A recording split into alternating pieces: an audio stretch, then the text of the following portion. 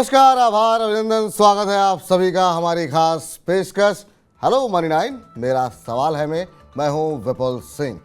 और बाजार जो है काफ़ी अच्छी चाल के बाद आज हमने देखा कि शुरुआत जिस तरीके के जिस अंदाज के साथ हुई थी उसमें ऐसा लगा कि बाजार थोड़ी सुस्ती दिखाएगा, बाजार में गिरावट गहराएगी और इस तरह के इंडिकेशन कम से कम शुरुआती कारोबार में ज़रूर देखने को मिले।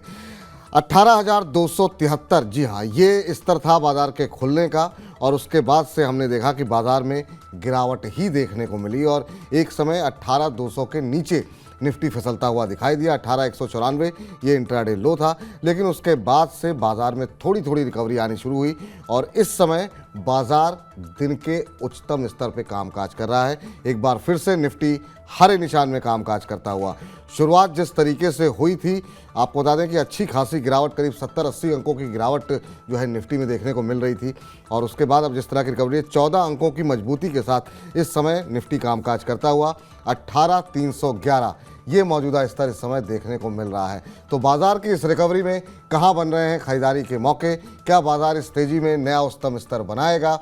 अभी MSCI इंडेक्स में जो बदलाव हुए हैं उसके बाद क्या वहाँ पर कुछ चांसेस बन रहे हैं खरीदारी के या फिर बिकवाली के? इसके अलावा बजिंग स्टॉक्स कौन कौन से हैं और वहाँ पर क्या कुछ रणनीति अपनानी चाहिए? जहाँ पर नतीजे खराब रहे हैं वहाँ क्या करना चाहिए? इन तमाम पहलुओं पर अगले 1 घंटे तक होगी चर्चा। आप भी अपने सवाल पूछ सकते हैं, लेकिन उससे पहले आपको रूबरू करा देते हैं हमारे आज के खास मेहमान डॉक्टर रवि सिंह जी हमारे साथ जुड़ चुके हैं शेयर इंडिया के। डॉक्टर रवि सिंह जी, बहुत बहुत आभार, अभिनंदन, स्वागत आपका आज के इस खास कार्यक्रम में। और निश्चित रूप से आपके साथ जब भी कार्यक्रम होता है अद्भुत रहता है, हमारे दर्शक काफ़ी एंजॉय करते हैं। तो पहला प्रश्न यही रहेगा सर कि आज की ये रिकवरी क्या इंडिकेट करती है कि क्या बाजार अभी नीचे जाने की को तैयार नहीं है और अब बाजार के लिए जो बाधा है कोई रह नहीं गई है, या आपको लगता है कि अभी एक जो है प्रॉफिट बुकिंग का दौर देखने को मिलेगा? नया हाई क्या बनते हुए आने वाले समय में देखेंगे? अगला इमीडिएट टारगेट आपके लिए क्या है निफ्टी के लिए? देखिए विपुल जी, अगर आज की चूंकि ट्रेडिंग की अगर यहाँ पर बात करें, वीक का आज लास्ट डे है, 2 दिन छुट्टियां हैं, थोड़ा सा मार्केट प्रेशर में रह सकता है। अभी उच्चतम स्तर पर दिख रहा है, लेकिन मुझे ऐसा लगता है कि क्लोजिंग समहाउ 18,240 220 के आसपास होती हुई नजर आएगी। थोड़ा प्रॉफिट बुकिंग हावी होगी। अगर निफ्टी को अच्छा चलना है, निकलना है, तो मुझे लगता है कि 18,350 के ऊपर जैसे ही निफ्टी निकलेगा वापस से इंट्राडे के सेंटीमेंट बदलते हुए नजर आएंगे। मैं इस समय अभी, चूंकि अगर हम ऐसी प्रेडिक्शन, शॉर्ट प्रेडिक्शन देखते हैं तो सबसे पहले ओआई डेटा देखते हैं और इस समय यहां पर जो ओआई डेटा नजर आ रहा है उसमें अगर आप देखेंगे तो लगभग 92,38,200 के करीब का ओआई चेंज यहाँ पर कॉल साइड की स्ट्राइक पे देखने को मिल रहा है और पुट साइड की स्ट्राइक पे भी अगर आप देखते हैं तो लगभग इतना ही ओआई खड़ा हुआ है। अब इसका मतलब है कि बाजार जो है वो 200 के नीचे भी अभी सस्टेन नहीं करेगा, लेकिन 300 से ऊपर भी शायद स्टेबल होने में कामयाब ना हो पाए। तो रेंज यही छोटा सा होगा। अब अगले हफ्ते की बात करें तो थोड़ा पॉजिटिव ट्रेंड होगा, लेकिन आज प्रॉफिट बुकिंग यहाँ पर देखने को मिल सकती। तो आज की स्ट्रैटेजी थोड़ी सी ऊपरी लेवल पर वापस से निफ्टी में सेल की स्ट्रैटेजी अपना सकते हैं। अब क्योंकि आपने ट्रेडिंग की बात की है और खासतौर से अब आपके साथ इसमें इन्वेस्टर ट्रेडर दोनों जुड़ रहे हैं, ऑप्शन ट्रेडिंग के लिए जो लोग देखते हैं उनके लिए पुट बाइंग एक अच्छा ऑप्शन है। 18,250 की पुट इस समय 66 के पास चल रही और अभी मार्केट में काफी समय है, तो आप इस पुट को बाय करके चल सकते हैं। आज कल में कैरी भी कर सकते हैं। मुझे लगता है ये आपको 100 से 120 रुपए तक के टारगेट अचीव करते हुए नजर आएगी। चलिए, 18 का कितना का स्तर बताया सर आपने? 250 की पुट 65 रुपए के आसपास चल रही है और उसमें जो है खरीदारी करने की सलाह है। बाजार में काफ़ी रिकवरी देखने को मिली है, लेकिन चूंकि ये हफ्ते का आखिरी कारोबारी दिन है तो ऊपरी स्तरों से प्रॉफिट बुकिंग देखने को मिल सकती है। तो छोटी अवधि में यहाँ पर जो है आप मंदी खेलने का जो है मंदी खेल करके पैसे बना सकते हैं, ये डॉक्टर रवि सिंह जी का मानना है। इस बीच तमाम तरह की टिप्पणियाँ यूट्यूब पे आने लगी हैं। राजीव महेश्वरी जी नमस्कार बोल रहे हैं, नमस्कार।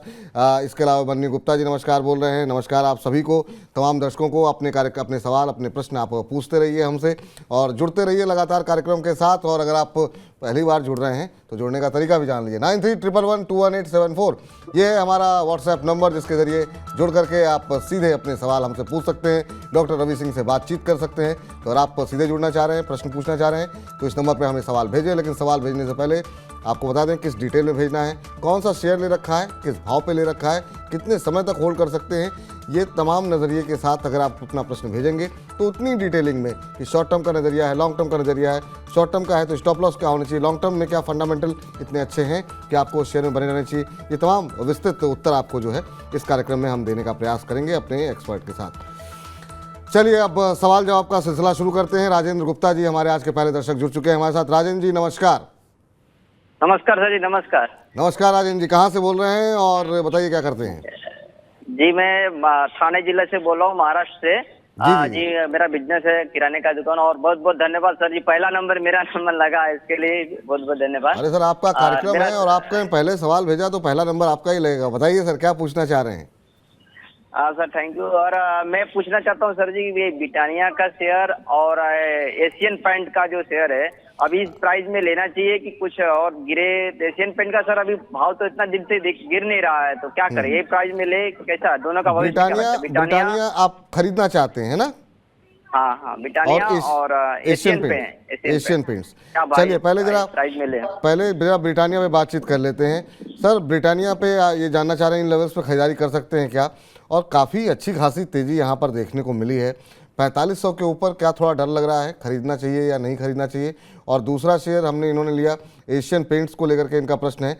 एशियन पेंट्स के नतीजे हमने देखा काफ़ी अच्छे रहे, लेकिन शायद काफ़ी ज़्यादा पोजीशन वहाँ बनी थी और इसकी वजह से हमने देखा कि ऊपरी स्तरों से थोड़ा गिरावट आज सुबह देखने को मिली। हालांकि अब रिकवर होता हुआ दिखाई दिया है। यहाँ पर करीब 10 रुपये के आसपास की मजबूती इस समय देखने को मिल रही है, तो लोअर लेवल से रिकवरी है यहाँ पर। आप क्या कुछ सलाह देंगे? क्या एशियन पेंट्स दोबारा 3500 की तरफ जाता हुआ दिखाई देगा? देखिए सबसे पहले इनका सवाल ब्रिटानिया पे था कि खरीदारी कर सकते हैं नहीं कर सकते हैं। इस समय 4650 का रेट चल रहा है और एफएमसीजी काउंटर में एक अच्छी खासी रैली तो देखने को मिल ही रही है। मुझे लगता है अगर आप डिस्ट्रीब्यूशन करते हैं यानी कि थोड़ा सा रेंज बढ़ाते हैं, या आप करंट लेवल पे आप 40% की खरीदारी 50% की कर लीजिए और 44 के आसपास खरीदारी कर लीजिए, स्टॉप लॉस 4200 का डाल लीजिए, टारगेट 5200 का। ये है लॉन्ग टर्म कॉल। अगर आप शॉर्ट टर्म में ट्रेड कर रहे हैं तो 4500 के स्टॉप लॉस से बाय करके चल सकते हैं। 4800 के आसपास आता है तो आप प्रॉफिट बुक करके चलिएगा। आप ट्रेडिंग स्ट्रेटजी के हिसाब से आप ये अपना सकते हैं। दूसरा स्टॉक आपने एशियन पेंट का, देखिए एशियन पेंट अगर देखते हैं तो ऑलरेडी काफी तेजी से अपवर्ड मोमेंटम दिखा। नंबर्स के बेसिस पे 3200 के ऊपर कामयाब हो जाएगा तो और अच्छा चलेगा, 3600 तक के लेवल आएंगे। इसी के साथ में यहाँ पे एक दूसरा स्टॉक आपको याद दिलाता हूँ, इंडिगो पेंट।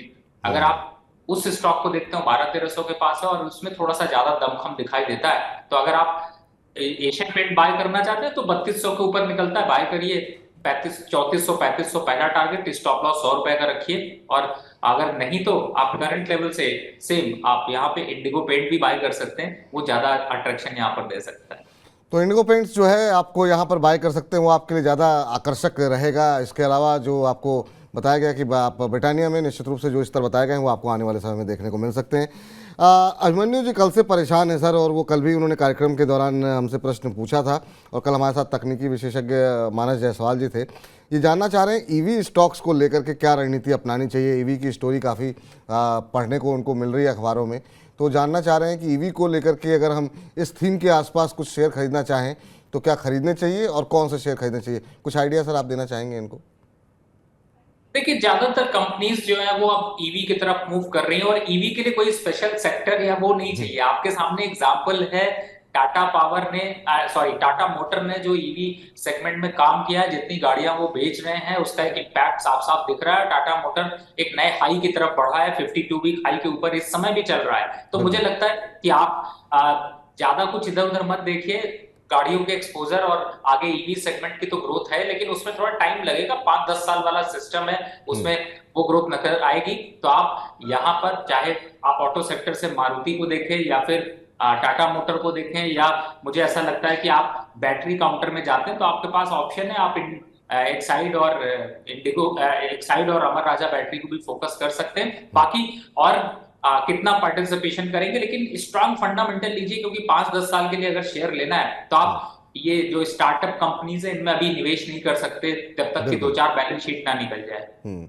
तो अभिमन्यु जी ये तमाम ऑप्शन आपके पास खुले हुए हैं, क्योंकि ईवी कोई अलग से सेक्टर नहीं है, उसके माध्यम से जो तमाम सेक्टर्स के ऑटो सेक्टर के अंदर, बैटरी सेगमेंट के अंदर ये इसका उपयोग हो रहा है, तो वहाँ पर अलग अलग जो फंडामेंटल बेहतर कंपनियाँ हैं उसमें आप निवेश कर सकते हैं। उसके लिए तमाम विकल्प आपको रवि जी ने बता दिए हैं पहले ही।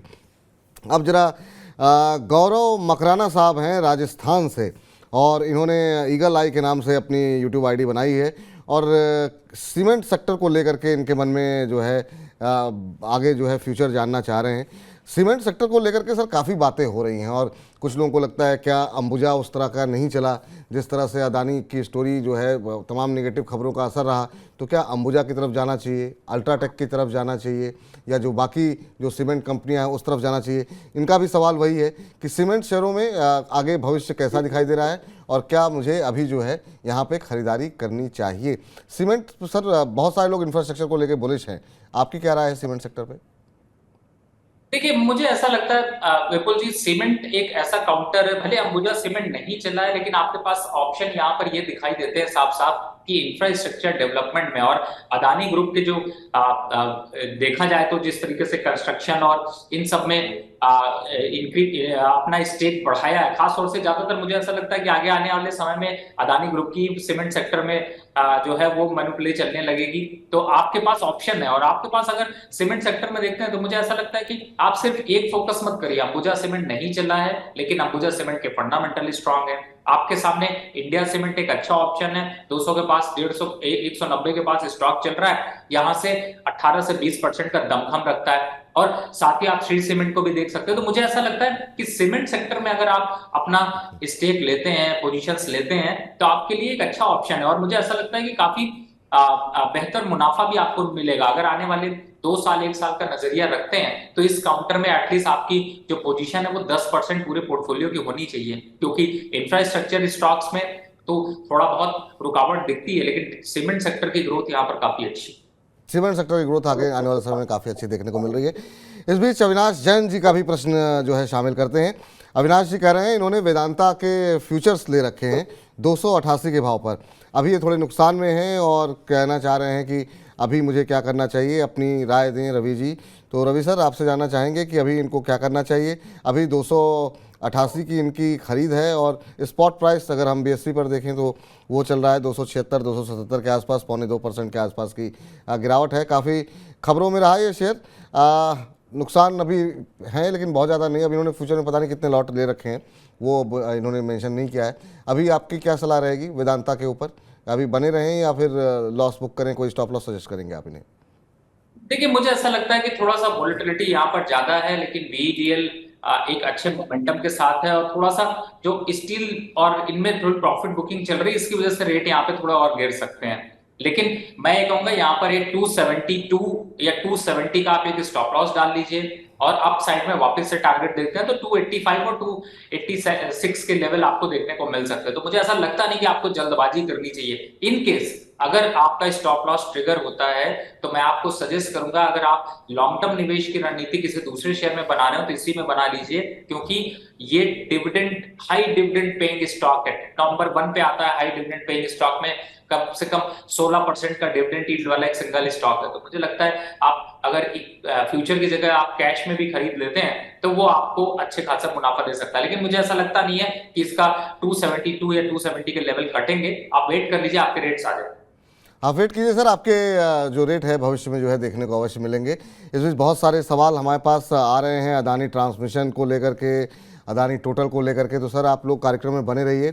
MSCI इंडेक्स से जो शेयर बाहर हुए हैं उस पर हम विस्तार से चर्चा करने वाले हैं, और तमाम डेटा के साथ रवि जी से पूछेंगे क्या करना चाहिए, यहाँ पर क्या रणनीति होनी चाहिए, और जो इंडेक्स में शामिल हुए MSCI इंडेक्स में उनमें क्या रणनीति होनी चाहिए, क्या खरीदारी के मौके मिल रहे हैं। तो बने रहिए कार्यक्रम में। लेकिन रमाशंकर गुप्ता जी से बातचीत कर लेते हैं।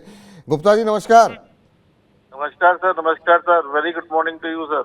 वेरी गुड आफ्टरनून सर, कैसे हैं आप, कहाँ से बोल रहे हैं? बहुत बढ़िया हूँ सर, एकदम तंदुरुस्त हूँ सर, बहुत बढ़िया हूँ सर।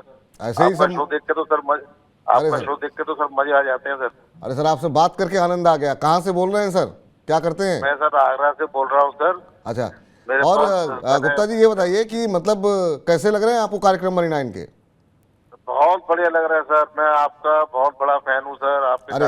आपके यहाँ जितने भी पैनलिस्ट आते हैं जी। वो इतने टैलेंटेड होते हैं कि उनको सुनकर बस आनंदित हो जाते हैं सर। बस सर, ये हौसला अफजाई के लिए जो शब्द आपने बोले हैं, यही हम लोगों की ऊर्जा बढ़ाता है, जिससे हम लोग लगातार दिन नहीं रात नहीं, लगे रहते हैं। मैं बहुत संतुष्ट हूँ। मैं पिछले 8-10 साल से शेयर मार्केट में काम देखता हूँ अपना, और मैं अपना खुद जो मैं करता हूँ, मैं फ्यूचर और उसमें नहीं करता, सिर्फ करंट उसमें देखता हूँ। मैं अपना सिर्फ कैश में करता हूँ। मैं अच्छा, बहुत अच्छी बात है लेके सर। होल्ड करता हूँ, लेके होल्ड करता हूँ। चलिए, मेरे बहुत पास अच्छी जितने बात है। पैसे फालतू होते हैं लेके होल्ड करके रखता हूँ। क्या प्रश्न क्या पूछना चाह रहे हैं सर आज आप? सर मेरे पास वोडाफोन के 10,000 शेयर हैं। मैंने अपने ग्रैंड चिल्ड्रन के लिए लिए हैं, जी। और उसमें मैं वेट कर सकता हूँ। अभी रेट मेरे आधे पे आ गए, अच्छा तो मैं क्या इसमें एवरेज करूँ? मैं 20-25 हजार शेयर और ले सकता हूँ, एवरेज अच्छा करूँ सर या वैसे, नहीं करूँ? जी जी, आपने आपने पोते पोतियों के लिए लिया है ना, आप जैसा कह रहे बारह हैं 10। बारह 12 रुपए 30 पैसे पे लिए हुए हैं मेरे, जी और मैं 10-15 साल 20 साल अपने आराम से इंतजार कर सकता हूँ। जी जी, ये कोई आपने जल्दी नहीं आपने है ना अपने, बेचने की।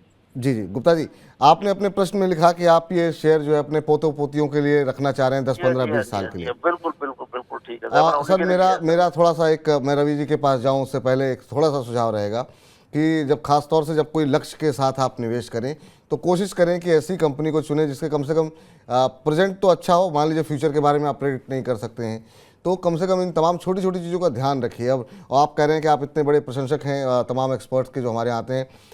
रवि जी इस कार्यक्रम में कई बार आकर के इस तरह की कंपनियों से दूर रहने की सलाह दे चुके हैं। अभी एक खबर आई है, फरवरी के अंदर 20 लाख ग्राहक जो है वो वोडा के घटे हैं। तो अभी फ़िलहाल ऐसे इंडिकेशन नहीं मिल रहे हैं कि ये पोते पोतियों को गिफ्ट करने वाले शेयर हैं। हाँ, अगर आपको मौका मिल रहा है, कोई ट्रेडिंग अपॉर्चुनिटी मिल रही है, वो आप ठीक है, कहीं चार्ट्स पे कुछ अच्छा लग रहा है तो आप कर सकते हैं। लेकिन जब आपका उद्देश्य इतना अच्छा हो, इतनी लंबी अवधि का हो, तो क्या करना चाहिए वो रवि जी से ही सीधे पूछते हैं। रवि जी, आपकी क्या सलाह रहेगी? 12-13 रुपये पे लिए हैं और शेयर 20-25 हज़ार खरीदना चाह रहे हैं। 5-6 रुपये का नुकसान ऑलरेडी हो रहा है और बहुत अच्छे कॉज के लिए खरीदना चाह रहे हैं शेयर, अपने पोते पोतियों को ये शेयर दान करना चाह रहे हैं, देना चाह रहे हैं। आपकी सलाह? देखिए सर, पोते पोतियों को अच्छे स्टॉक्स दीजिए, बिल्कुल आपने विपुल जी सही कहा। उनको ऐसे कोशिश मत करिए कि ऐसा दे दीजिए कि आपकी परेशानी जो है वो उनकी प्रॉब्लम बन जाए। आपने जिस स्टॉक पर निवेश किया इसकी वजह से आपको रात दिन सिर्फ आइडिया दिखता होगा और ये लगता होगा कि आइडिया कब चलना शुरू हो जाए। जब आप इसको अपने पोते पोतियों को दे देंगे तो बेचारे वो भी यही सोचते रहेंगे कब चलेगा हमारे दादू का स्टॉक। तो ये तो कभी चलने वाला है नहीं। और अभी हालात जिस हिसाब से हैं, आप यहाँ पर थोड़ी और खरीदारी कर लीजिए, वापिस 5 रुपए का भाव आ जाएगा। तो ऐसे स्टॉक्स को बाय करने से ज्यादा अच्छा है। अभी मैंने चर्चा करी थी, डिविडेंड पेइंग स्टॉक्स लीजिए। निफ्टी के 50 स्टॉक्स हैं, उनमें कोई भी चूज करके दे दीजिए, वो इससे कहीं बेहतर चलेंगे। इस तरीके के स्टॉक्स पे बिल्कुल आपने विपुल जी सही कहा, मैं बिल्कुल राय नहीं दूंगा। और अभी मैंने गौरव जी को एक लिस्ट शेयर की है, अगर टाइम मिल पाता है तो स्क्रीन पे दिखा दें, जिसमें कि हमने एज ग्रुप के हिसाब से डिवीजन स्टॉक्स दिए हैं, नाम दिए हैं, टारगेट और उनकी तो चर्चा हम कर लेंगे। लेकिन उन स्टॉक्स का सिलेक्शन अगर आप करते हैं तो वो आपके लिए बेहतर अपॉर्चुनिटी दे सकते हैं। देखिए रवि जी, अब आपसे साथ कार्यक्रम करते हुए इतना लंबा समय हो गया कि बहुत कुछ हम लोग भी आपसे सीख रहे हैं। मुझे याद है जब भी मैं कार्यक्रम के बीच में कोई दर्शक कोई सवाल पूछता है और ख़ास तौर से रिकमेंडेशन को लेकर, तो आप हमेशा कहते हैं कार्यक्रम आखिरी तक देखिए। तो आज भी मैं यही चाहूँगा कि कार्यक्रम लोग आखिरी तक देखें और आखिर में जो तमाम आपने 5 शेयर बताए हुए हैं उसको हम ग्राफिक्स के साथ हमारे तमाम अपने एक्सपर्ट जो दर्शक हैं उनको दिखाएंगे। तो तमाम दर्शकों से निवेदन है कि रवि जी ने बहुत मेहनत करके रिसर्च करके 4-5 शेयर निकाले हैं और वो कार्यक्रम के आखिर में जो है हम चर्चा करेंगे। तो आप आखिर तक बने रहिए और रवि जी के पसंदीदा 5 शेयर कौन से हैं जहाँ पर आप किसी को गिफ्ट करना चाहें, खुद खरीदना चाहें, वो क्या स्टॉप लॉस होनी चाहिए, क्या टारगेट, तमाम डिटेलिंग वहाँ पर है। तो वो हम चर्चा करेंगे 1:50 के बाद। तो कार्यक्रम में बने रहिए आप। इस बीच अगले दर्शक हमारे साथ चावला साहब जुड़े हैं। चावला साहब नमस्कार। नमस्कार जी, नमस्कार। चावला साहब कहाँ से बोल रहे हैं आप? नागपुर से। नागपुर से, बहुत अच्छी बात है सर। नागपुर में मौसम कैसा चल रहा है सर अभी? बहुत गर्मी है। गर्मी तो सर अब यहाँ पर भी दिल्ली एनसीआर में पड़ने लगी। हालांकि बीच में मौसम मई के महीने में ऐसा हुआ था कि लगा कि शायद जो है मई के महीने में ऐसा मौसम तो हमने कभी दिल्ली एनसीआर में देखा नहीं, लेकिन अब दोबारा थोड़ी सी गर्मी बढ़ती हुई दिखाई दे रही है। क्या प्रश्न है सर आपका? मेरा ABFRL है, 223 में बाई किया हुआ है। कौन सा सर? ABFRL, Aditya fashion. अच्छा, Aditya Birla fashion. Okay okay, जी जी जी। किस भाव पे लिए हैं सर आपने? 223। 223 के भाव पे, अच्छा अच्छा। जी। और क्या कितने समय तक होल्ड कर सकते हैं आप इसे? कोई तकलीफ नहीं है सर। कोई तकलीफ नहीं है तब भी कोई अच्छा। और अभी क्या सोचा हुआ है आपने, मतलब क्या 2-3 किस साल तो नजरिए के साथ लिए, कितना टारगेट कुछ तय किया है आपने? नहीं नहीं नहीं नहीं। अच्छा अच्छा, चलिए ठीक है। पूछते हैं यहाँ पर आदित्य बिरला फैशन पे सर क्या कुछ राय यहाँ पर दे रहे हैं। 223 की इनकी खरीद है और अभी अगर हम देखें तो 220 के आसपास शेयर ट्रेड करता हुआ ऊपरी स्तरों से काफ़ी करेक्ट हो चुका है। आपकी सलाह सर रवि जी, क्या करना चाहिए इनको? देखिए, वैसे तो इस स्टॉक की परफॉर्मेंस थोड़ी सी यहाँ पर गिरी है, थोड़ा स्टॉक में डाउनफॉल चल रहा है और उसका इम्पैक्ट सीधे सीधे नंबर से रिलेटेड है। चार्ट पे भी आपको जैसे ही इसने 210 का लक्ष्य तोड़ा, एक वीक ट्रेंड में चला गया और मुझे ऐसा लगता है कि अभी 180 तक का लक्ष्य जा सकता है, क्योंकि इन्होंने कहा कि मैं लंबे समय के लिए यहाँ पर पोजीशन को होल्ड कर सकता हूँ, कोई दिक्कत नहीं है। तो मुझे ऐसा लगता है कि थोड़ा सा समय यहाँ पर दे सकते हैं और आप अपनी पोजीशन को 180 के स्टॉप लॉस से आप कंटिन्यू रखें और अप साइड में वापस से 240 के आसपास आता है तो एक बार मनी लाइन पे सवाल जरूर पूछिए, वापस से शायद स्ट्रेटजी थोड़ी चेंज करनी पड़े। तो उम्मीद करते हैं सर कि इस समय पे आप जो है अपना सवाल अवश्य पूछेंगे। संजय दीक्षित जी हमारे साथ अब जुड़ रहे हैं प्रश्न पूछने के लिए। दीक्षित जी नमस्कार। नमस्कार सर। नमस्कार दीक्षित जी, कहाँ से बोल रहे हैं? मैं सर चंडीगढ़ से बात कर रहा हूँ जी। चलिए, चंडीगढ़ से बोल रहे हैं, बहुत अच्छी बात है सर, बहुत खूबसूरत शहर है। बताइए सर क्या प्रश्न है आपका, क्या करते हैं आप? मैं सर अभी तो फिलहाल प्राइवेट जॉब करता हूँ जी। जॉब करते हैं, चलिए बहुत अच्छी बात है सर। बताइए क्या पूछना चाह रहे हैं सर आज आप? मेरे साथ पर 3 शेयर हैं सर। एक तो अडानी ग्रीन का है जो 20 स्टॉक है सर, 914 रुपए पे लिए थे सर डिलीवरी में। अच्छा, और 914 रुपए पे जी। हाँ जी सर। और दूसरा सर अडानी ट्रांसमिशन का है। अच्छा अच्छा, 901 रुपए पे लिए थे जी 20 स्टॉक। ठीक है सर। और एक सर टाटा स्टील के हैं सर, 40 स्टॉक है, 110 के रेट पे लिए थे। टाटा स्टील के 110 पे, चलिए ठीक है सर। अदानी ट्रांसमिशन को छोड़ करके जरा इन 2 शेयरों पे आपकी टिप्पणी चाहेंगे और अदानी ट्रांसमिशन ठीक इसके बाद हम जो चर्चा करते हैं अदानी ट्रांसमिशन में डिटेल पे। टाटा स्टील पे इन्होंने 110 पे खरीद की है, अदानी ग्रीन इनकी 914 पे खरीद है और अभी 900 पे चल रहा है। तो यहाँ पर भी ये बहुत ज़्यादा नुकसान में नहीं है, रिकवरी काफ़ी यहाँ पर देखने को मिली है लोअर लेवल से अगर हम देखें तो। अब इनको क्या करना चाहिए सर? अब 14 रुपये के नुकसान पे हैं अदानी ग्रीन में, और टाटा स्टील पे क्या राय लेगी आप? देखिए, अदानी ग्रीन इस समय 900 898 रुपए के पास चल रहा है। 870 का एक स्ट्रॉन्ग सपोर्ट है। ऊपरी लेवल देखते हैं तो 1000 रुपए का लेवल मारने के बाद इसमें करेक्शन आया, अच्छी जगह खरीदा है, इंतजार करिए, थोड़ा समय दीजिए, वापस से आपको 980 और 1000 के लक्ष्य मिलेंगे। और मुझे ऐसा लगता है, देखिए अदानी ग्रुप में तो वोलेटिलिटी बिल्कुल कंटिन्यू बनी रहती है, लेकिन ये भी फैक्ट है कि ग्राउंड रियलिटी में भी काफी हद तक कंपनी की एग्जिस्टिंग अच्छी है, तो मुझे लगता है बिल्कुल बने रहना चाहिए। और यहाँ पर जल्दबाजी मत करिए, वोलेटिलिटी में थोड़ा पैनिक होगा, लेकिन डर के सौदा मत काटिए। आप अगर काटना भी है तो हमेशा आप प्रॉफिट की तरफ जो मैंने लेवल्स बताए उनका ध्यान रखिए और वहां पर प्रॉफिट बुक कर सकते हैं। दूसरा स्टॉक आपका टाटा स्टील है। टाटा स्टील सर 104 के पास तक आ सकता है, 4 और 5 के पास आता है तो खरीदारी करिए थोड़ी सी, और जिससे कि एवरेज बेहतर हो सके। और आप उसमें स्टॉप लॉस डाल दीजिए 100 रुपए का, जब तक उसके नीचे नहीं जाता तब तक कोई पैनिक नहीं है। 110, 112, 114 ये लेवल आपके एग्जिट होने या फिर प्रॉफिट बुक करने के लिए है। तो अगर आपने थोड़ा ऊपरी लेवल पर खरीद लिया तो भी कोई पैनिक नहीं है, थोड़ा सा समय देंगे। 105 और 106 के पास कंसोलिडेट करेगा, वापस से रैली आएगी, 112, 116 के लेवल दिखाई देंगे तो आप निकल सकते हैं। अगर एवरेज कर लेंगे तो आपका बेहतर एवरेज हो जाएगा और आप जल्दी निकल पाएंगे। लेकिन लॉस, अभी इन सब कंपनियों में लॉस लेने की जरूरत नहीं है, स्ट्रैटेजिकली निकलिए। थोड़ा परेशानी हो सकती है, थोड़े फंस सकते हैं, बट फायदा आपको दे के जाएगा। तो फायदा आपको आने वाले समय में देखने को मिलेगा। तो ये आपके लिए रणनीति फिलहाल सजेस्ट की जा रही है। सवाल था जो है इनका अदानी ट्रांसमिशन के ऊपर, और अदानी ट्रांसमिशन पे 4-5 दर्शकों के एक साथ सवाल आए हुए हैं, क्या करना चाहिए। तो पहले ज़रा बदलाव जो हुआ है वो आपको बता दें कि MSCI इंडेक्स में बदलाव को लेकर के कल हमारे सहयोगी शौर्य ने बाकायदा डिटेल आपको जानकारी दी थी कि यहाँ पर किस तरह के बदलाव हो सकते हैं। तो ये तो हैं वो शेयर जो है जो कि शामिल हुए हैं, इस पर भी हम चर्चा करेंगे। पहले जो बाहर हुए हैं जरा उनको लेकर के आइए। तो जो बाहर हुए हैं MSCI इंडेक्स पे, उसमें जो है हम देख रहे हैं अदानी ट्रांसमिशन शामिल है, अदानी टोटल शामिल है और साथ ही साथ इंडस टावर शामिल है।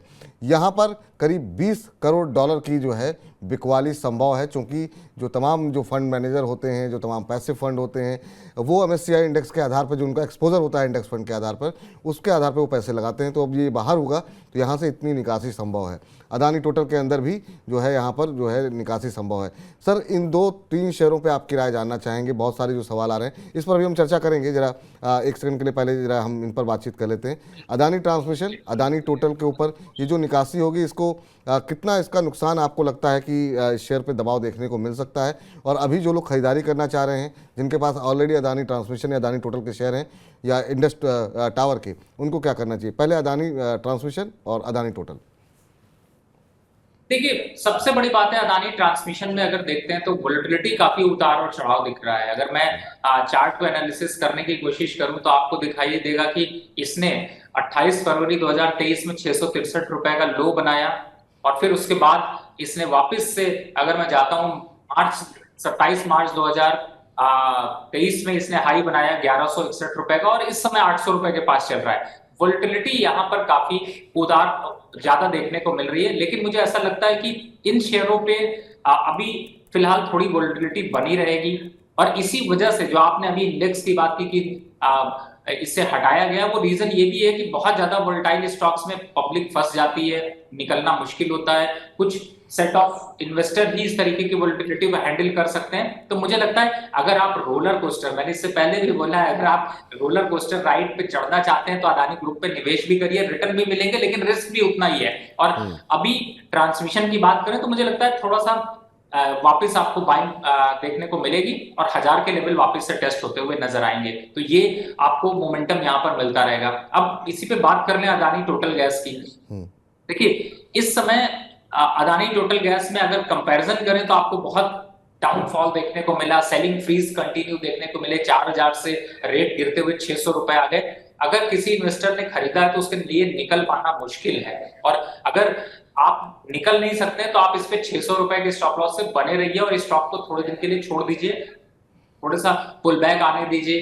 1100 के आसपास आता है तो वापस थोड़ा देख के रखिए और फिर से आप मनी 9 पे आप कॉल करके राय ले सकते हैं। और अगर आपको फ्रेश निवेश करना है तो आपके पास IGL है, MGL है, लाइफ टाइम हाई पे चल रहा है। यहाँ पर महानगर गैस प्रॉफिटेबिलिटी आपके 30% बढ़ी है, उस तरीके के स्टॉक को फोकस कर सकते हैं। इनमें मैंने फिर बता रहा हूं कि उतार और चढ़ाव के बीच का डिस्टेंस इतना है कि वो आपकी लिमिट को पार कर जाता है और आप पैनिक में आ जाएंगे। तो बेटर है अगर आप अपना पैसा इस तरीके से लगाते हैं कि ठीक है, या तो मुझे इससे मिलेगा या मेरा इतना लूज होगा, उस कंडीशन पे ही आप इस पे निवेश करें, नहीं तो सोच समझकर अच्छी कंपनियों पे निवेश करें। हालांकि मैं यहाँ पर कंपनी को नहीं कह रहा कि अभी खराब है, लेकिन ये है कि वोलेटिलिटी बहुत ज्यादा है।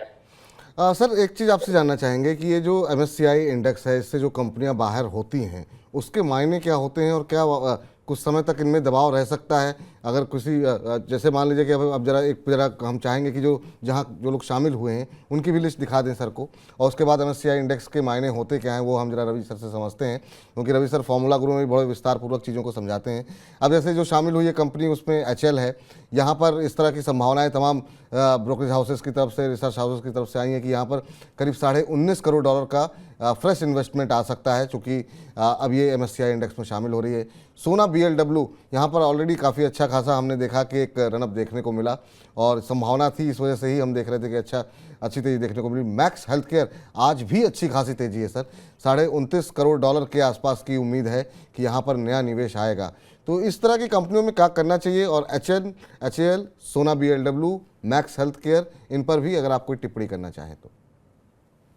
देखिए, सबसे बड़ी बात है कि जब भी जैसे मैं एक एग्जांपल ऐसे लूं तो ज्यादा बेटर समझ में आएगा। जैसे इस समय आप सेंसेक्स या निफ्टी देखते हैं, आपने देखा होगा कि जब सेंसेक्स की जर्नी स्टार्ट हुई थी या निफ्टी की जर्नी जब स्टार्ट हुई थी तो शेयर कुछ और थे। आज शेयर जो है वो धीरे धीरे चेंज होते जा रहे हैं। जिन स्टॉक्स की परफॉर्मेंस अच्छी होती, फंडामेंटल स्टेबल होते, उन कंपनीज को इंडेक्स में शामिल किया जाता है, और जिन कंपनियों का वैल्यूएशन और फंडामेंटल वीक हो जाते हैं उनको वहां से हटाया जाता है। तो ये एक प्रोसेस है, क्योंकि इंडेक्स एक रिप्रेजेंट करता है पूरे के पूरे मार्केट ग्रुप को और उसमें से टॉप कंपनीज को लेते हैं। Same with the CI index भी ऐसे ही है।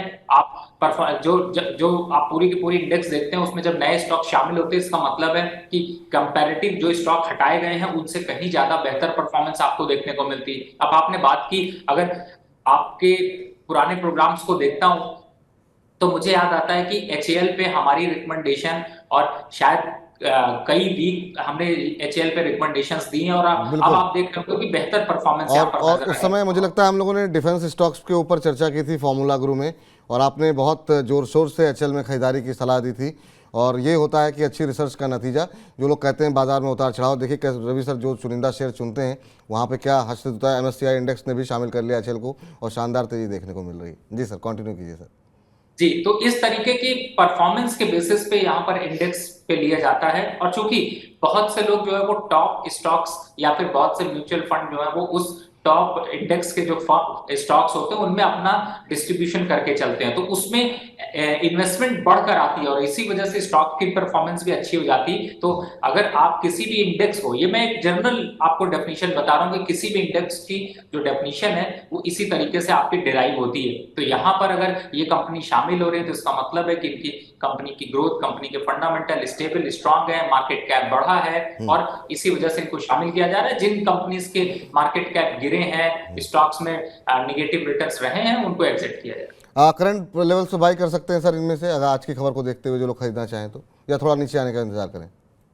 देखिए, HAL हो या BEL, मैं दोनों स्टॉक्स के नाम इसलिए लेता हूँ कि वो डिफेंस के दिग्गज स्टॉक हैं और अगर आपको यहाँ पर निवेश करना है तो थोड़ा सा देखिए ओवरबॉट तो हो चुका है, लेकिन मैं ये नहीं कहता कि ट्रेन को मिस कर दीजिए। हमारे पास ऑप्शन होता है कि हम अपना 100 रुपया अगर निवेश कर रहे हैं तो सिर्फ 20 रुपए 30 रुपए निवेश कर दें, जिससे अगर ट्रेन आगे बढ़े तो हमारा उतना ही पैसा बढ़ जाए और बाद में अगर मान लीजिए पीछे भी जाती है तो थोड़ा परचेजिंग और कर लेंगे। तो उस तरीके की स्ट्रैटेजी अपनाएं जिससे कि बेहतर स्टॉक से इन्वेस्टमेंट मिल सके।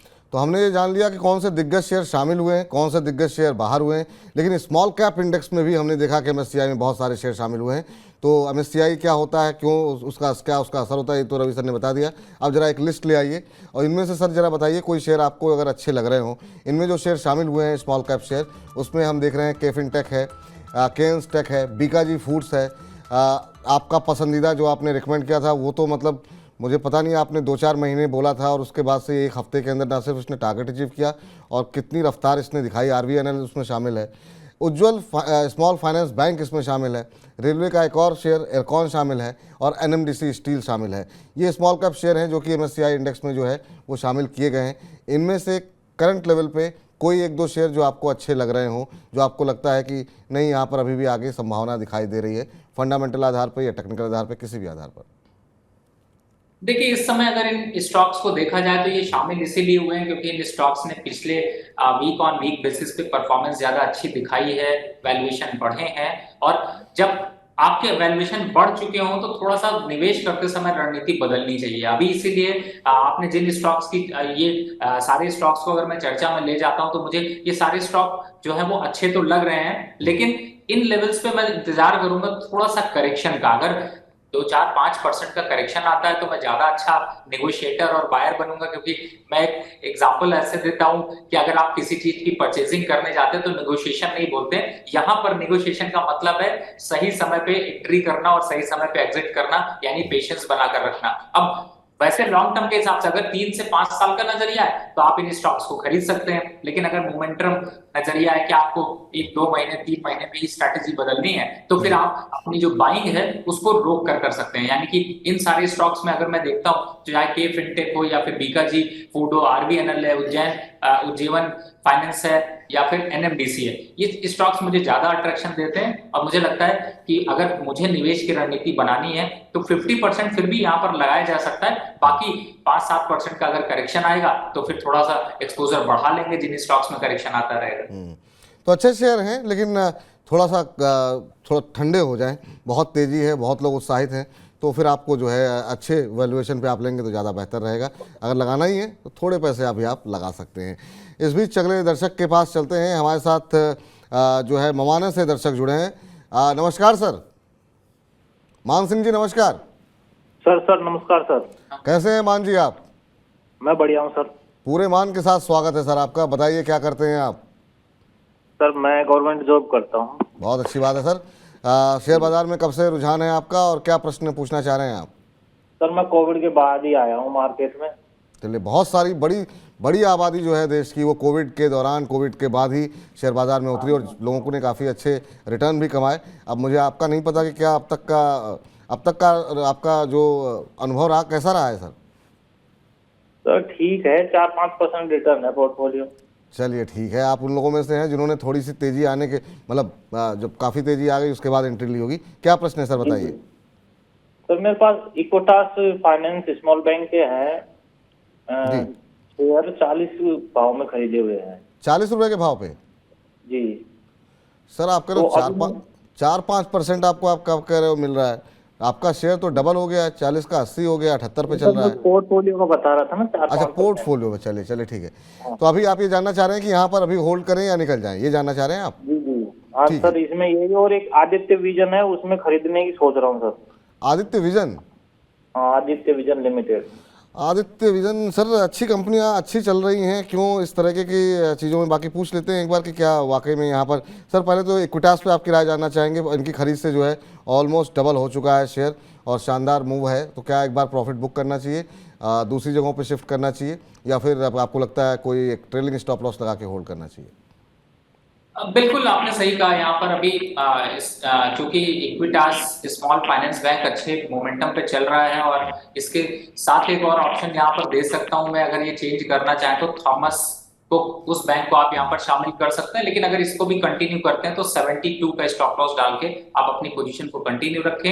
88 और 90 तक के लेवल आपको यहाँ पर नजर आ सकते हैं। दूसरा स्टॉक आपका था आदित्य विजन। देखिए रिटेल सेगमेंट का ये स्टॉक है, थोड़े हायर वैल्यूएशन से करेक्शन आ सकता है और अभी 1150 से 1100 रुपए तक के लेवल दिख सकते हैं। तो मुझे लगता है कि अगर यहाँ पर करंट लेवल इस समय 1417 रुपए का चल रहा है, तो आप एक ये कोशिश करिए कि अगर ये 1320 से 1350 के नीचे बंद हो जाता है तो अपने उसी स्टॉक को काट करके पूरा का पूरा उठा के आप इक्विटास से स्मॉल बैंक बाय कर लीजिए, वो ज्यादा बेहतर होगा, ज्यादा क्वांटिटी आ जाएगी और 8 रुपए चलेगा तो बहुत अच्छा मुनाफा हो सकता है। फिलहाल इस स्टॉक में थोड़ा डाउन ट्रेंड है और ये ध्यान रखिएगा, अगर ये स्ट्रैटेजी चेंज नहीं करेंगे तो ये स्टॉक आपको 1200 और 1000 के टारगेट दिखाएगा तो आप और पैनिक में आ जाएंगे। तो बेटर है स्ट्रैटेजी को ध्यान रखिए, रिवाइज करिएगा। नहीं सर, आप जो कह रहे हैं ना आपको 5-7% का ही मुनाफा हुआ, तो जब आप अच्छे शेयरों के साथ साथ इस तरह के शेयरों को लेंगे तो फिर निश्चित रूप से आपका मुनाफा 5-7% का ही रहेगा। अब बताइए 100% वाले शेयर को छोड़ करके आप ऐसे शेयर को तलाश रहे हैं जहां पर जो है आपको रिटर्न अच्छे नहीं मिलेंगे, तो अवॉइड कीजिए। जैसा सर कह रहे हैं रवि जी कि अगर वही पैसे आप चाहें तो इधर लगा सकते हैं, लेकिन स्टॉप लॉस जरूर लगाइए अपने मुनाफे को सुरक्षित रखने के लिए। ट्रेलिंग स्टॉप लॉस के साथ आपको यहाँ पर 88-90 तक के टारगेट देखने को मिल सकते हैं इक्विटास के अंदर, यहाँ से थोड़ा अवॉइड कीजिए। चलते हैं और संजय सिंह जी हैं, पटना से हैं संजय जी। संजय जी नमस्कार। नमस्कार सर, नमस्कार। विपुल सर को भी नमस्कार। नमस्कार सर, नमस्कार। संजय जी कैसे हैं आप, कहाँ से बोल रहे हैं और क्या करते हैं, पहले तो ये बताइए। सर आपने तो खुद बता दिया, मैं पटना से हूँ सर। अरे तो बाकी चीजें बता दीजिए, क्या करते हैं आप? हाँ सर, वेयर हाउसिंग का काम है अपना। वेयर हाउस बनाए हुए एमएनसी कंपनियां सबको ग्रेन वगैरह के लिए देते हैं रेंट पे। तो कैसा लग रहा है सर मनी नारायण के कार्यक्रम, मतलब आप संतुष्ट हैं कार्यक्रम से? हम तो सर बिल्कुल फैन है। 1 से और 2 बजे डेली मतलब मोबाइल पे ही रहते हैं आपका शो देखने के लिए सर। बहुत बहुत शुक्रिया सर, बहुत बहुत धन्यवाद आपका कि आप लोग इतने प्रेम देते हैं, उसी वजह से हम लोगों को ऊर्जा मिलती है। आज बताइए क्या प्रश्न पूछना चाह रहे हैं संजय जी आप?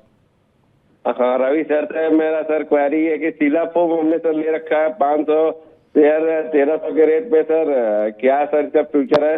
1 से 2 साल तक के लिए सर होल्ड हम कर सकते हैं इसको?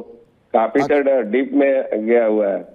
1300 की खरीद है, 300 रुपए के आसपास, 250 रुपए के आसपास का भी नुकसान हो रहा है। 1-2 साल 3 साल होल्ड कर सकते हैं जी। 1-2 साल 3 साल आप कह रहे हैं आप होल्ड कर सकते हैं इसे। अब पूछते हैं कितने शेयर लिए? 500। अच्छा सर, क्वांटिटी आपके पास ज़्यादा है, इस वजह से आप थोड़े से परेशान हैं। पूछते हैं रवि जी। रवि सर ये आपके भी प्रशंसक हैं और रवि जी से समझना चाह रहे हैं कि क्या करना चाहिए, और थोड़ी सी ऊंचाई के स्तर पर जहां जो है इन्होंने खरीदारी की है 1500 के आसपास की, और वहां से ही हम देख रहे हैं कि आप चार्ट पे देख सकते हैं किस तरीके से नीचे आता हुआ दिखाई दे रहा है। 1300 की इनकी खरीद है, 1500 से शेयर गिर रहा है। आप क्या सजेस्ट करेंगे? देखिए वैसे शेयर में बहुत ज्यादा कुछ मुझे यहाँ पर दिखाई नहीं दे रहा कि कोई बहुत ज्यादा करेक्शन होना चाहिए, लेकिन हाँ थोड़ा सी प्रॉफिट बुकिंग जरूर देखने को मिली है। लेकिन अच्छी बात यह है कि कंपनी अभी भी स्टेबल नंबर्स के साथ है, तो मैं थोड़ा सा यहाँ पर रिस्क इनको कहूंगा कि आप लीजिए 950 का एक लक्ष्य स्टॉप लॉस लगाइए और पोजीशन को पड़े रहने दीजिए, क्योंकि अगर यहाँ से मोमेंटम ये स्टॉक ले लेगा तो आपको वापस से जो आपके लेवल्स हैं उन लेवल्स के ऊपर इनफैक्ट वापस से मैं ये कहूंगा कि आपको 1380 और 1400 के लक्ष्य देखने को मिलेंगे। लेकिन अगर 950 के नीचे का क्लोजिंग आ जाता है तो पोजीशन को जरूर रिवाइज करिएगा सर, नहीं तो लॉस आपका बढ़ जाएगा। स्टॉप लॉस को ध्यान रखिए और ये चिंता छोड़ दीजिए। मैं आपको ये जरूर कह सकता हूं कि अगर आपका 900 का स्टॉप लॉस हिट होता है आपको नुकसान जरूर होगा, लेकिन उस समय मनी 9 को जरूर वापस कॉल करिएगा, आपको वो बेहतर स्टॉक बताएंगे जो इसकी रिकवरी आपको जल्द करके देगा। तो उम्मीद करते हैं संजय जी जो है आपको आपका उत्तर मिल गया होगा, और बाकी अगर यहाँ पर नुकसान होता है या फिर इसकी नुकसान की भरपाई करनी है तो कार्यक्रम आखिरी तक देखिए। रवि सर की जो बेहतरीन रिसर्च है वो आपको कार्यक्रम के अंत में देखने को मिलेगी, और 5 चुनिंदा शेयर वो चुन करके लाए हैं मोती, तो वो आपके साथ डिस्कशन हम करेंगे। अब अगले दर्शक के पास जाएं उससे पहले जरा बजिंग स्टॉक्स पर नजर डाल लेते हैं फटाफट। जो है समय कम बचा हुआ है, जरा स्क्रीन पर लेकर के आइए फटाफट क्या कुछ खबरें हैं और इन पर एक साथ नज़रिया लेंगे सर का हम। उज्जीवन स्मॉल फाइनेंस बैंक पे काफ़ी ज़्यादा हम चर्चा करें हैं, आपने आज बातचीत की है, और लेकिन सर यहाँ पर नतीजे बहुत शानदार देखने को मिले हैं। चौथी तिमाही का जो मुनाफा है वो दोगुने से ज़्यादा बढ़ा है और करीब 310 करोड़ रुपए के आसपास रहा है। और ओवरऑल हम देखें तो जो है FY23 में 1099 करोड़ का मुनाफा देखने को मिला है, जबकि पिछले साल कंपनी को, बैंक को 414 करोड़ रुपए का घाटा हुआ था। इसके चलते आज हम देख रहे हैं कि शानदार तेज़ी देखने को मिल रही है, 5% से ज़्यादा की तेज़ी है। बहुत लोग ये सोच रहे होंगे MSCI इंडेक्स की वजह से हो, लेकिन नतीजे भी बहुत शानदार रहे हैं जो कल आए हैं इसके अलावा दूसरा जरा शेयर लेकर के आइए। यहाँ पर भी हम देख रहे हैं अच्छा मोमेंटम बना हुआ है। आयशर मोटर्स कंपनी का मुनाफा 48% बढ़कर के 906 करोड़ रुपए के आसपास रहा, 905.60 लाख रुपए के आसपास रहा। उम्मीद से बेहतर जो नतीजे रहे हैं उसके चलते हमने देखा कि सुबह के कारोबारी सत्र में ही ये शेयर हमने देखा कि 7% के आसपास की तेज़ी यहाँ पर देखने को मिली थी। और इसके अलावा साउथ इंडियन बैंक में भी हमने देखा कि नतीजे काफ़ी शानदार रहे और यहाँ पर मुनाफा करीब 22-23% का 22.7% बढ़कर के 334 करोड़ रुपए के करीब रहता हुआ दिखाई दिया। और उसके बाद हमने देखा कि शानदार तेज़ी, और ये अब तक का कंपनी का सबसे ज़्यादा मुनाफा है जो कंपनी ने दर्ज किया है, और ये हम इसकी वजह से हमने देखा कि 9% की तेज़ी देखने को मिली है। तो ये मिड कैप शेयर पे बातचीत आज पूरा फोकस हमारा रहा है, और ये तीनों शेयर भी मिड कैप के ही निकल के आए, मिड कैप के, स्मॉल कैप के। सर इन तीनों में किसी की तेज़ी में आप इस ट्रेन में चढ़ना चाहेंगे, या आपको लगता है अभी इस रैली में हाथ मत लगाइए, नीचे आने दीजिए? नहीं, मुझे ऐसा लगता है आपने इस समय अगर मैं देखता हूं तो सबसे बड़ी बात है, पहला उज्जीवन फाइनेंस ले लेते हैं, 35 रुपीज तक जा सकता है। आज 5% बढ़ गया, अगर थोड़ा करेक्शन आ जाएगा 28-29 के पास तो बहुत अच्छा है। लेकिन आपको अगर आप पोजीशन पे पड़े हैं तो बिल्कुल बने रहिए, 35 तक के लक्ष्य आपको मिलेंगे। साउथ इंडियन बैंक पे इससे पहले भी मैंने आप लोगों को बताया था कि जो मिड कैप के बैंक हैं उनकी परफॉर्मेंस अग्रेसिव तरीके से अच्छी निकलेगी, और आपने पीछे रैली देखी। फिलहाल अभी 19 रुपए तक जा सकता है, लेकिन 19 रुपए के पास आके आप अपनी पोजीशन में प्रॉफिट बुक करना भी बिल्कुल मत भूलिए, क्योंकि ये वापस से 15-16 रुपए के पास आ जाएगा। तो नंबर्स जो अच्छे आए हैं उसका फायदा उठाइए और एक बार एग्जिट होने के लिए, प्रॉफिट बुक करने के लिए सोचिए। दूसरा आयशर मोटर है। देखिए आयशर मोटर हो या टाटा मोटर हो या मारुति ऑटो सेक्टर की ग्रोथ बहुत ट्रेमेंडस देखने को मिली। इनके बुलेट सेगमेंट की गाड़ी काफी अच्छी बिकी है। तो मुझे ऐसा लगता है कि अभी ये स्टॉक जो है वो लॉन्ग टर्म पे देखते हैं तो 4200 तक जा सकता है। तो जो आप अभी 3 से 5 साल वाले जो क्लाइंट्स हैं या जो 3 से 5 साल वाला निवेश करते हैं उनको बिल्कुल बने रहना चाहिए, जल्दबाजी मत करिए। तो ये आप लोगों के लिए राय है इन तमाम बजिंग स्टॉक्स को लेकर के। सर अब आपके प्रश्न पर आए, जो तमाम दर्शकों के सवाल हैं जो कि 5 शेयर हमको ले रहे हैं। उससे पहले रंजीत जी पूछ रहे हैं, सर मैं HL को बाई करना चाहता हूं, प्लीज़ गाइड मी, किस प्राइस पे लूं, लॉन्ग टर्म के लिए लेने हैं, मिनिमम 5 साल के लिए, sir please take my question. Ranjit ji सवाल तो आपका पहले ही हमने लिया बिना आपके कहे, लेकिन एक लाइन अगर कुछ ऐड करना चाहें रवि जी, क्योंकि रवि जी ने HL पे आज काफ़ी बात की है। नहीं, मेरे हिसाब से तो ऑलरेडी अपवर्ड ट्रेंड है और 3 से 5 साल का विजन है, तो बिल्कुल बाय करना चाहिए। लेकिन बस स्ट्रैटेजी ये रखिए कि यहाँ पर अभी मैंने बताया था कि 40-50% निवेश कर लीजिए, थोड़ा करेक्शन आ जाए तो और अच्छा होगा, क्योंकि मार्केट में ऐसा लग रहा है कि थोड़ा करेक्शन दिखाई देगा, सिर्फ भाग दौड़ ही नहीं दिखाई देगी, थोड़ी सी थकावट भी दिखाई देगी, तो उसका फायदा उठाइएगा। और मुझे लगता है थोड़ा सा वेट करना चाहिए, थोड़ा सा वेट करना चाहिए सर आपको। लेकिन चलिए अब जरा जानते हैं उन 5 शेयरों के बारे में जिसके बारे में तमाम हमारे दर्शक वेट कर रहे थे। सर रवि जी जानना चाहेंगे क्या स्टॉप लॉस, क्या टारगेट, और इन 5 शेयरों को चुनने की वजह क्या रही, जरा बताइए हमारे दर्शकों को। देखिए, जो ये 5 शेयर मैंने चूज किए, सबसे पहला आज विपुल जी, जब आपके प्रोड्यूसर साहब से बात हुई तो उन्होंने हमें बोला कि कुछ मोमेंटरी स्टॉक्स भी दीजिए और लॉन्ग टर्म भी दीजिए। तो हमारी जो चॉइस है वो ये है कि अगर आप एक हफ्ते 2 हफ्ते के लिए ट्रेड करके भी मुनाफा लेना चाहते हैं तो भी ले सकते हैं, और 3 से 5 साल का क्राइटेरिया बैठता है। तो जो मैं टारगेट बता रहा हूं इसको आप कम से कम 15 से 16% average on per year target आप इंक्रीज कर सकते हैं। यानी कि अब पहला फोकस जो है वो शॉर्ट टर्म ट्रेडर का है, दूसरा लॉन्ग टर्म ट्रेडिंग के हिसाब से, तो आपके लिए बहुत बेहतरीन है। पहला स्टॉक में स्टार्ट करता हूं वो है थॉमस कुक। अच्छे रिजल्ट की बदौलत ये अभी 67 के पास खरीदारी करना बनता है। 75 रुपए का इमीडिएट बेस टारगेट है। लॉन्ग टर्म पे चलते हैं तो 90 रुपए तक जाएगा। तो मैं शॉर्ट टर्म टारगेट की तरफ फोकस करता हूं। लॉन्ग टर्म मैंने बताया आप कम से कम 12% मल्टीप्लिकेशन कर लीजिए, जो कि कहीं रिटर्न नहीं मिलेंगे, वो आपको ये फायदा देता हुआ नजर आएगा। दूसरा स्टॉक है जेएसडब्ल्यू एनर्जी। शानदार रिजल्ट्स की बदौलत इस स्टॉक में फंडामेंटल व्यू काफी स्ट्रांग है और साथ ही मोमेंट्री भी अच्छा है। तो आपको अगर 1-2 दिन की ट्रेडिंग के लिए लेना है तो 272 का टारगेट है, लॉन्ग टर्म रखना है तो 300 का टारगेट है। और इस टारगेट के हिसाब से अगर देखते हैं तो रिस्क रिवॉर्ड रेशियो बहुत अच्छा है, आप इसको अपने पोर्टफोलियो में शामिल कर सकते हैं। तीसरा स्टॉक मैंने आईटी सेक्टर से लिया, हालांकि मैं बड़ा कंफ्यूज था क्योंकि मैं जेंसर टेक देखना चाहता था, लेकिन उसके रिजल्ट आज निकल गए और बहुत आगे अग्रेसिव तरीके से बढ़ गया है, तो थोड़ा करेक्शन का वेट करेंगे।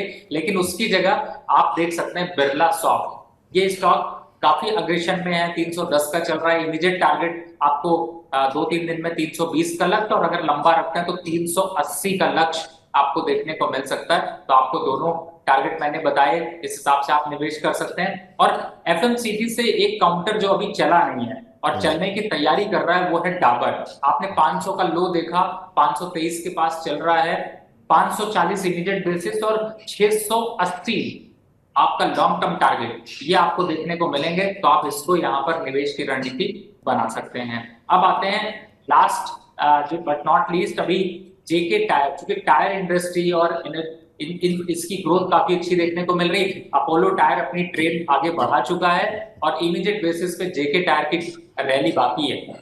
40% की रैली आपको देखने को मिल सकती है 2 सालों के अंदर, और अभी इमीडिएट देखते हैं तो 210 के लक्ष्य अचीव कर सकता है सिर्फ वीक ऑन वीक बेसिस पे। तो आपके ये 5 स्टॉक हैं जो कि आपके इंट्राडे ट्रेडिंग के साथ ही हैं, मुनाफे में आपको बड़ी जल्दी कन्वर्ट कर लेंगे, और लॉन्ग टर्म अगर रखते हैं तो बल्ले बल्ले ही। बल्ले बल्ले हैं। ये शॉर्ट टर्म के लिए भी हैं, ये लॉन्ग टर्म के लिए भी हैं। 10 से 15% के एनुअल रिटर्न के लिए अगर आप लंबे अवधि के लिए कर रहे हैं तो वहाँ पे भी देखने को मिल सकते हैं। 1 सेकंड में मैं चाहूँगा, 30 सेकंड में एक बार फिर से जरा फुल फ्रेम में अगर आप दिखा दें। एक करके 5 शेयर जो हैं, जेएसडब्ल्यू एनर्जी उसमें शामिल है, उसमें जेके टायर में खरीदारी की सलाह दी गई है।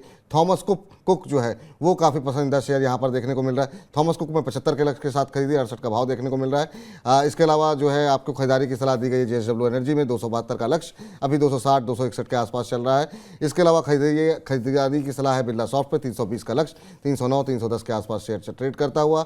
खरीदारी कर सकते हैं आप डाबर में 540 के लक्ष्य के साथ, और साथ ही साथ जेके टायर में भी खरीदारी की सलाह दी गई है आपको यहाँ पर 210 रुपए के लक्ष्य के साथ। लेकिन ये शॉर्ट टर्म के लक्ष्य हैं, लंबी अवधि के लिए, जैसा आपको रवि जी ने बताया। रवि जी को डिस्क्लोजर आपकी तरफ से। जिन भी स्टॉक्स की मैंने चर्चा करी है इसमें मेरी पर्सनल या मेरी किसी रिलेटिव की कोई भी पोजीशन नहीं है। कंपनी के क्लाइंटों को ऐसे सजेशन गए हुए हैं, तो आप इस बात का ध्यान रखें। और सबसे बड़ी बात है, मैं बार बार कहता हूँ विपुल जी चलते चलते, कि आपके प्रोग्राम्स जो हैं उनके आप अपने, मेरा भी एक सजेशन है कि आप अपने YouTube के जो लिंक्स हैं उसमें डिस्क्रिप्शन है, उसमें कुछ एक आध लिंक फार्मूला गुरु के और जो मिड कैप पे चर्चाएं होती हैं उनके जरूर डालिए, और कोशिश करें लोग कि उसको देखें, समझें, सोच समझ के निवेश करें, जिससे कि आप उन्नति कर सकें। रवि जी बहुत बहुत आभार, अभिनंदन। निश्चित रूप से आपसे जब भी कार्यक्रम होता है हमारे दर्शकों को न सिर्फ ज्ञान मिलता है बल्कि बड़ा लाभ भी मिलता है, और आपकी जो रिकमेंडेशंस हैं लगातार अपने टारगेट हिट कर रही हैं। बहुत सही, आप जो है आपके टारगेट हिट होते रहें, आपको दर्शकों का प्यार मिलता रहे, लगातार आपकी फैन फॉलोइंग बढ़ रही है। बहुत बहुत शुक्रिया सर आज के कार्यक्रम में जुड़ने के लिए, अपना महत्वपूर्ण समय देने के लिए। तो हेलो मनी 9 को यहीं पर समेटते हैं, लेकिन जो दर्शकों के सवाल हम नहीं ले पाए उनसे माफ़ी चाहते हैं। लेकिन हर रोज़ जुड़ रहे हैं हम, तो आज नहीं तो सोमवार को ले लेंगे 1 से 2 के बीच में शेयर बाजार पर चर्चा करते हुए।